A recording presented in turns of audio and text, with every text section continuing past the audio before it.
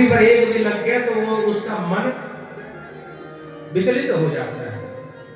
कामदेव ने अपने पूरी शक्ति सामर्थ्य को लगा दिया, नारद जी की तपस्या भंग नहीं कर पाया। क्यों नहीं कर पाया? क्योंकि उस स्थान पर भगवान की कृपा थी। वहां भगवान शंकर ने कहा था कि इस स्थान पर जो भी आएगा उसको माया, मोह, ईर्ष्या, घृणा, काम आदि की वासना नहीं सताएगी। भगवान की कृपा थी। और जब ऐसा था तो नारद जी महाराज ने तपस्या की, किसी प्रकार का कोई विघ्न नहीं।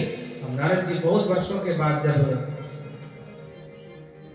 तपस्या से अलग हुए, जब तपस्या उनकी समाप्त हुई तो नारद जी उठे। नारद जी ने ध्यान किया तो सारा वृत्तांत मालूम हो गया, यहाँ काम आया था और वो मेरा कुछ नहीं बिगाड़ पाया, इसलिए मैंने काम को जीत लिया है। नारद जी ने सोचा हम तो विजयी हो गए भैया, हमने काम को जीत लिया है।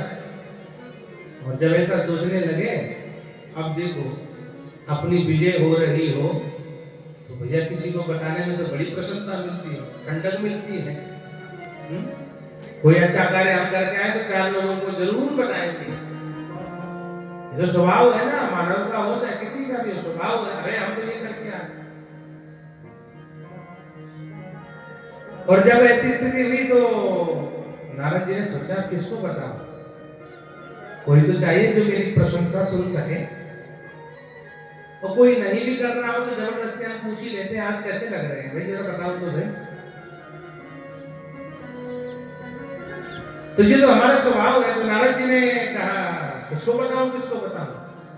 साधारण व्यक्ति को बताऊंगा तो जल्दी खबर नहीं फैलेगी, इसलिए किसी स्पेशल व्यक्ति को पकड़ते हैं। तो नारद जी के प्रिय कौन है? भगवान नारायण।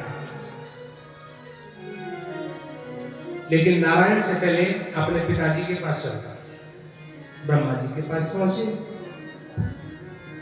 और नारद जी जैसे ब्रह्मा जी के पास पहुंचे और ब्रह्मा जी के पास जाकर के सारा गुणों का बखान कर दिया, मैंने तपस्या की, वहां कामदेव आया था और वो मेरा कुछ नहीं बिगाड़ पाया, पिताश्री मैंने काम को जीत लिया।